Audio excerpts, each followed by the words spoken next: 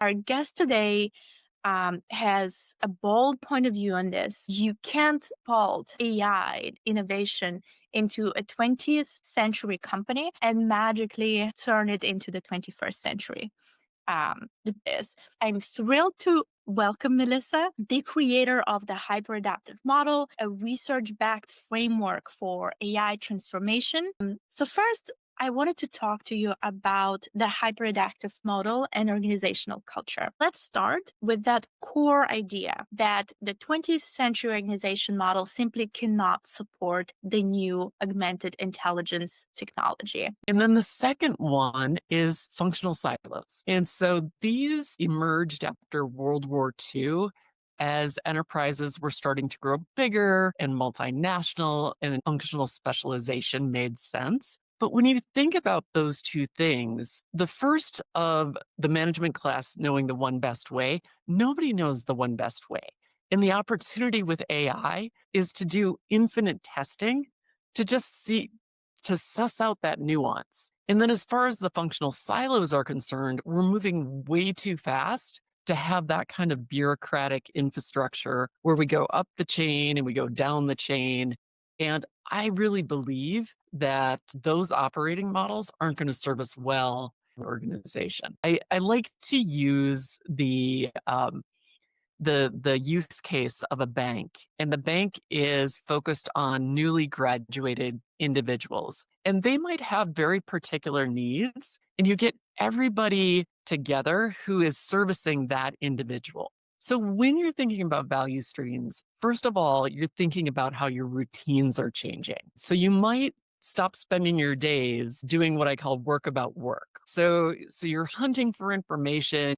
You might be chasing approvals, updating spreadsheets. The average worker spends 9.3 hours searching for information. About the roots of that, it's because of these silos and because of the organizational structures. Yeah, so thank you for allowing me to share that. And then going back to your question around what's the most common cultural blocker, that I see with people trying to make this shift into an AI native or AI forward organization. I think one of the blockers, of course, is psychological safety, and that fear of displacement is so real. And a lot of leaders just aren't addressing it. They're choosing either to ignore it, or quite frankly, they're fanning the flames. I see these headlines every day. Amazon is going to lay off 40,000 people because of AI. Shopify says we're going to be AI native or else. And I feel like those headlines are not helpful. They're not helpful because people are already afraid. And so that doesn't create the psychological safety that people need in order to make the change. So I wanted to talk to you a little bit more about the strategy, vision, and meaning. You often emphasize the importance of defining Mhm. an AI North Star. So something that is human centric, it's beyond ROI. What does this kind of narrative unlock inside an organization that a standard business Mhm. case never could? It gets them to move against that organizational inertia that we talked about. If I have the choice between doing what I've always done or doing things a new way, if I have a compelling reason to do it a new way, I'm more likely to do it. And I feel like just anchor yourself in your North Star, anchor yourself in why you're using AI, and it'll help to shift the culture of the organization. And the 15 drugs in 5 years, that's a business outcome. It's a North Star, but it's also a business outcome. Where are you stuck? Where's the friction? And think about within that, if it's to improve the customer experience, what is our stupidest, most broken process? And start to fix that.